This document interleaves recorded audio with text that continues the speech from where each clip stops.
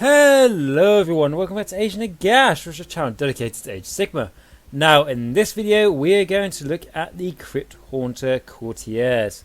So this is the Courtier hero for your Crypt Horrors, and if you're quite new to Fleshy Courts, this is the guy who's going to be bringing back your Crypt Horrors. So if you're running a lot of Crypt Horrors, you might want to take him. So firstly we're going to look at his lore, and then we are going to go into his rules. So to start with their lore, so they are creatures of rotting flesh and twisted bone. The Crypt Haunter Courtiers are among the strongest of an abhorrent and mordant servants. They have supped from the Ghoul's King's veins, and his dark magic has transformed them. Most mordants, given a pure draught of the King's blood, devolve so far into savage insanity that they end up tearing themselves apart into a frenzy of self-loathing. But those who survive are reborn with monstrous strength. In battle they are brutal fighters who lead from the front, bathing in the rain, blood and gore caused by their ferocious attacks. Crypt Horrors respond unquestionably to the orders of these courtiers, in their madness seeing them as a fearless commander clad in gleaming armour. Crypt Haunter Courtiers are trusted members of the court who hold high status and are respected and feared by all who serve the king. They also enjoy a rare autonomy amongst their mordant king and those that are granted the rank of Lord Liverbelch will be dispatched at the head of the abattoir of ghouls and horrors, leading the scrabbling packs from the front lines. When they return victorious, it is also their duty to prepare the royal feast and test the dishes to be set before the king.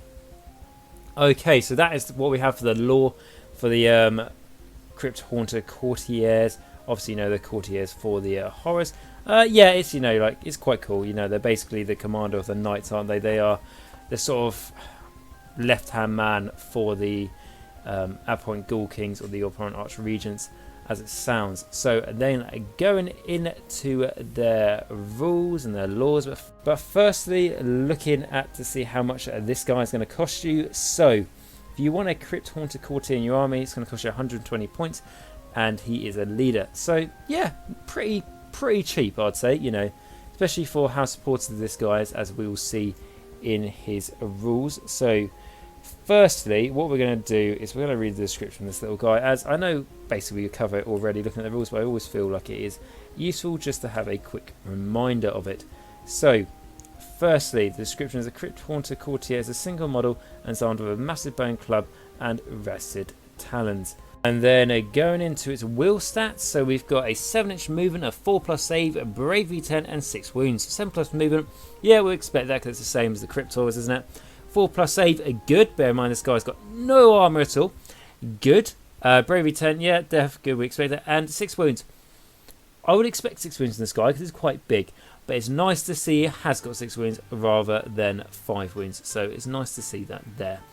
Right, okay, and then going into his melee weapons. So this guy has 2 melee weapons. So the first one is a massive bone club. So it's got a 1-inch range, 3 attacks, force to hit, 3 to wound, no rend, and 3 damage. Really nice attack. No rend there, but you know, there's no rend with the Crypt Horrors, so whatever, the damage sort of makes up for it. Of course, you're fighting against those Stormcast arms that have a 2-up save roll on ones or other armies like that. You know, it's just going to be a pain, but you just have to accept it, don't you? Those sort of armies. However, if they do fail their saves, 3 damage is lovely. If you're going against horde armies, you know, like what? Daughters of Cain, you know, leans to the Nagash mass skeleton armies, heavy chainmass horde armies, you know, heavy clamor armies, you know, it's going to love this. And I know people say about, oh, well, witch hells, all those sort of things with their, what are their shields? Are they buckler shields, something like that? Do mortal wounds back to you? Yeah, it could do, but 3 damage, you're going to go splat to them, so that's all nice there. And then his other attack is a rusted talon, so it's got a 1-inch range, 2 attacks, force hit, 3 to wound, no rend, and 1 damage. Yeah, nothing special, but it's an extra attack, isn't it? So nothing to be sniffed at. Funny enough, between these 2 attacks, for me personally, down to my luck, I always seem to get nothing through with the massive bone club, but I always get damage through with the rusted talon. So Yeah, I mean, like, take it as you like. I think that's just down to luck, but you know, not a bad tax there at all, for especially a supportive character. Right, okay, then going into his abilities. So the first one is Noble Blood. So this is the same that we saw for the Crypt Haunter, and I'll just remind you guys of it. So what it says is, in your heal phase, you can heal a 1 wound allocated to this model. Good, like that. Yeah, it's not D3 wounds or anything, but 1 wound is good and it's reliable, and it just means that this guy is more survivable, obviously, because he's just got that chance to heal back. If if the enemy's got a, forgive me because I can't remember the name of it, top of my head. Is it the Sand Time Glass, something like that? The artifact from the Legions of Gas, Grand Host of Nagash Allegiance, and that artifact is you pick an enemy hero in one of your hero phases. They suffer D3 mortal wounds, and then in your subsequent hero phases, I believe in a 4-up, they take another mortal wound. So, in that artifact, you put that on a, let's say, a Blood Crater, you could kill that Blood Crater off by just, you know, going 4-ups and just killing them outright without you putting in any work, really. However, if they put that artifact on this guy, he'll take D3 mortal wounds. That's going to hurt. But he can heal them back, so he can recover from it, essentially. So that's just a small example of why just healing 1 wound a turn can be very useful. When I say a turn, obviously in your hero phase. So, right then, so moving on to the next one, which is Chosen of the King. So, you can reroll hit rolls for attacks made by this model while it is within 18 inches of any friendly abhorrence. So, the important thing about this is better than it used to be. I believe it used to be within 15 inches of a abhorrent Ghoul King. Now, obviously, it's all abhorrent, so it's going to be your region as well. But also, I think, like I say, it used to be 15 inches, but now 18 inches, so that is good if that bit has changed. But also, a lot of people obviously run in Arch Regents, you know, it's just the thing that you will do now, so it is good that it applies to him as well. And reroll on failed hit rolls, really good, because like I've always said to you guys, especially since second edition, there's so many ways the enemies can make you, you know, minuses to hit. So even if this guy's -1 to hit or -2 to hit, like I said with the Crypt Haunter, which is a shame because with the high damage attack, you know, if there's so many minus to hit, they're not going to get many through. However, reroll on those failed hit rolls can really make a difference. Right, okay, then going on to his next ability, which is Muster King's Chosen. And this is the real reason why you'll bring this guy. So, in your hero phase, roll 6 dice for each friendly Crypt Haunter Courtier on the battlefield. For each 5+, you can return 1 slain model to a friendly Crypt Horrors unit that is within 10 inches of a Crypt Haunter Courtier. Slain models can be returned to more than 1 unit if you wish, but each successful dice roll can only be used to return a model to a single unit. Okay, so this rule, like I say, is the reason you take this guy. Firstly, if you're taking a lot of horrors in your list, you want this guy. Secondly, if you're not taking really any horrors in your list, don't bother this guy. Maybe I should start that at the start of the video. I think I mentioned it, can't remember. However, horrors are good because this is where it all comes down to. So, okay, so before I go into that, looking at the ability, right? So you roll 6 dice for every 5-up, you bring back horror. So what's that on average? Is that 2 horrors you bring back? Now, obviously, in practice, luck is very swingy, isn't it?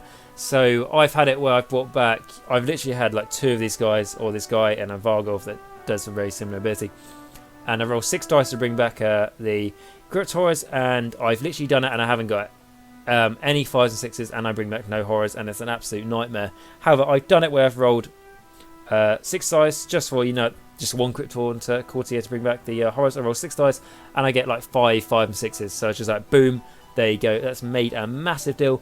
Can be game changing. If not game changing, can certainly make a massive impact that round.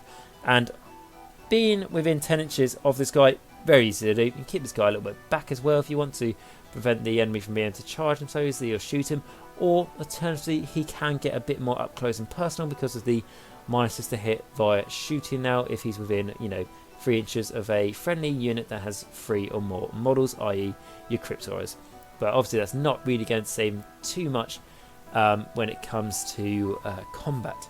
Right, so yes, it is a good ability, and I like it how they've kept it within 10 inches, not wholly within 10 inches. That would have made a massive impact. Even holding within 15 inches would have made a massive negative impact. So it's nice to see that's kept the same. Right, okay, and then I'll quickly do this keywords as well. So we've got Death, Mordant, Flesh Eater Courtier, Hero, Crypt Haunter Courtier. So the two most important ones there are Courtier and Hero. Right, so the whole topic about flares and cryptoids, like I said, I'll go into this more detail once I've covered the flares, because then I feel like you've got a fair comparison. Sure, many of you guys know already about flares and knew a lot about them, but for the people who are following this series of fleshly courts that I'm doing, it'd be quite nice if we come to the conclusion when I review both units equally. Like I said this when I did the horror video. The short-term answer is flares are better. That's it, they are better. But crypt horrors still have a very important place. And to sum it up, crypt horrors are best against horde units with not even... A lot of people say they have to have poor armor saves. They don't. A 4-up armor save is a good armor save, and these guys can, you know, get through that. And for, I don't know, if you're going against a... Let's just say a Liberator unit. Let's just say they haven't got any buffs. They've just got a 4-up save, reroll in 1s. Every 4-up they don't get, or a 1 obviously because they're rerolling that, they're going to take 2... Oh, sorry, from the... well, yeah. For the horrors, they're going to take 2 damage, aren't they? Which is going to kill one. From the Crypt Haunter Courtier, as we're talking about him in this video, as this is his video, they're going to take 3 damage. So that's quite impactful. Now, if you go against a real horde unit, and let's use the Crypt Haunter Courtier as the example here again. He's got 3 attacks with his weapons. Let's say you get the good average, and you get 2. You make the enemy do 2 saves. So, the enemy fails both its saves. On, let's say, I don't know, a Skeleton Warrior unit as an example. They'll have a 5-up save against this. So, they fail 2 of their saves, they take 6 damage, 6 of them die. It's quite eventful, it's quite a bit of impact to that unit. So, yes, like, Rend is important, but it's not nearly as important as it used to be. As I've said, I think I've probably brought this up in every video I've done since 2nd edition, because Rend was so important in 1st edition because of Mystic Shield, which used to be +1 to your armor save for however you put it on. So instead of having a 4-up save, you now have a 3-up save, along those lines. Because that is no longer the case, and Mystic Shield just gives you reroll save rolls of 1, which isn't bad, but not nearly as good as it used to be, that means that Rend is no longer important because saves are no longer as good. Now, Rend is still important, you know, because obviously there's some armies that are harder to punch through than others. However, the majority of the time, like I say, that's not the case. So that is the important thing to remember when you're comparing crypt horrors. Crypt flares are better, but crypt horrors, a lot of people knock them because they haven't got Rend. However, that's not what they're designed for. You're sending these guys against really highly armoured units, you know, enemy saves, well, I don't know, like a 3-up save, 4-up save. Oh, 4-up, you know, like I say, then punch through, but like a 3-up save roll and 1, something ridiculous like that. And the enemy has weaker targets. You're sending these guys against the wrong things to attack, quite simply. And these guys are more designed against hordes. But like I say, I'm going to go more into that when I cover the flares as well. And I sort of, you know, like derail a little bit by talking about the horrors in this video. However, it all has an importance because that's why you take the Crypt Haunter Courtier. You do not take Crypt Haunter Courtier if you do not have any horrors in your army. It would make no sense at all. If you've made a list and it does make sense, please let me know, as I would be intrigued. However, yeah, you take this guy if you're taking Crypt Horrors in your army. And if you are taking Crypt Horrors in your army, you want to take this guy. Yes, Crypt Horrors are a battle line in one of the Grand Courts. Can't remember off the top of my head, but the Grand Court, well, basically features the Crypt Horrors. But how I've always traditionally made the battle line is making the Crypt Haunter Courtier my general. That's always quite a good thing to do, because if you make him your general and you have a, I don't know, a abhorrent Ghoul King on a Zombie Dragon in your list, and you think, oh, I wanted to make the guy on the Zombie Dragon the general. Not really much point to that, just because everyone's going to shoot the fuck out of the Zombie Dragon anyway. You might as well have a guy here who's going to get a, you know, a plus, well, he's going to make the enemy -1 to hit him via shooting, and the enemy's going to want to hit the Zombie Dragon anyway with shooting and combat, and not really be too bothered about your general. So that's why I make this guy a general. He's good very few points, and that's pretty much it, guys, summed up. So guys, like I say, this is a bit of a shorter video, as they have been these units reviews for the Fleshly Courts. However, as I am reviewing 1 unit per video, and what are they on average, about 15 minutes probably, these videos, it will end up being a very, very long series. And I know I wanted to get this series done, not ASAP because I didn't want to rush it, but I wanted to get it done not too long, and not really, I wanted to get it done, you know, within a reasonable amount of time, basically. However, like I said, things have been extremely busy at work. I got like a nasty throat thing, but just made it really, really hard to talk. And honestly, guys, my job I had to interview people and shout at people, and it was not very nice when people didn't do what I told, and I just had to shout at them louder, which I just thought, oh, by doing this means I can't do a video, which is very, very annoying. And regarding the job, things are being very interesting now due to a Brexit, which, like I say, I'm not getting into the politics here, guys, but Brexit is not a good thing for me at the moment, because on a work basis, the UK police force has not been told what to do with the what happens with the EU referendum, just because we don't actually know. The government hasn't told us anything. Now, you might be watching this in a few hours, and I know there's another vote going on in Parliament if you're following the Brexit stuff, but at the moment we're preparing for the worst. So basically, I'm going to try and get these videos done as much as possible while I can. So hopefully I can do that. As like I say, I love the Fleshy Courts, but I planned on reviewing the whole of the Carrion Empire, like the Skaven as well, within a reasonable time. So I would quite like to move on to them, and I know I'm doing Free People next after that as well. So I'm definitely going to do that. Don't worry, for you guys who would like it. And then I want to explore other things. So you guys have just a lot of army videos you would like me to do. So all in good time, really. And as I mentioned before, I've got a tournament coming up next weekend, which I'll do a short video on, and that for you guys that are interested coming up to that event. So guys, that's going to be the end of this video. If you liked the video, please like, subscribe and comment down below, as that costs you absolutely no money at all and massively helps the channel. I want to thank everyone who's recently subscribed to the channel, as of course my long-term subscribers have been doing it for a long time. Just because I've noticed there's been quite a few going up, which has been absolutely great to do. All that really does help me.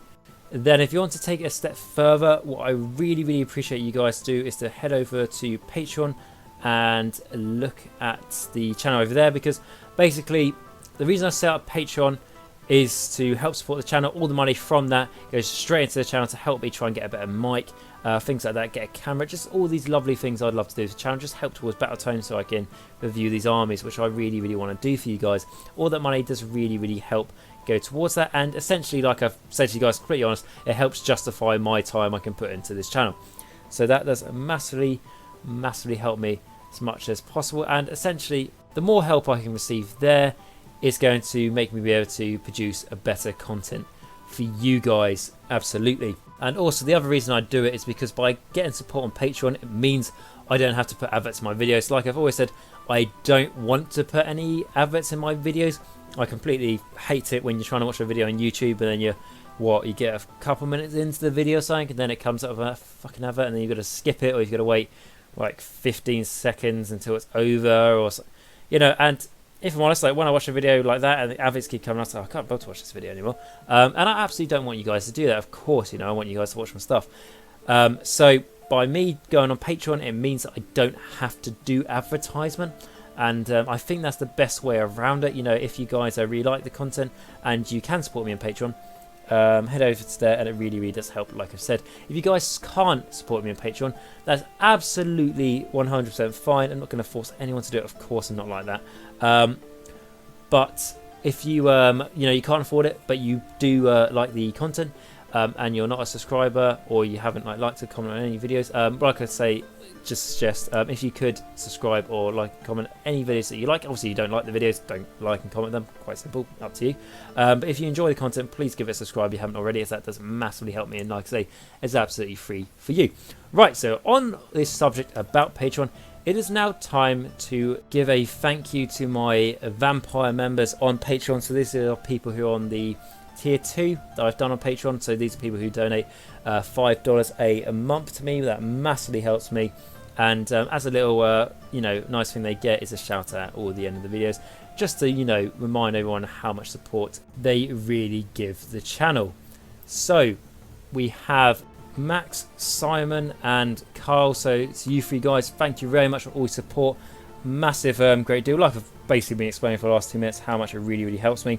And all the money you're giving is really getting saved up so I can get some nice equipment for the channel, just to improve the content I can for you guys. And for all you guys listening, for those 3 people, like I say, Simon, Max and Carl, massively makes a difference to help support the content you guys are listening to. So if you say thank you to them, that'd be absolutely great. Right, guys, so that's going to be the end of the video, like I said. And what I want to say is, I know like you guys have been putting quite a few comments and stuff lately. I still haven't got back to them, but like I say, work's been really busy, and I've had a little bit of time to do some YouTube stuff tonight, and I thought make a video rather than replying to the comments, and I'll reply to the comments as soon as I can. Honestly, guys, I really promise, and like I say, sorry for not doing it sooner. So, guys, thank you very much for watching this, and remember, until next time, Nagash is all, and all is one in Nagash.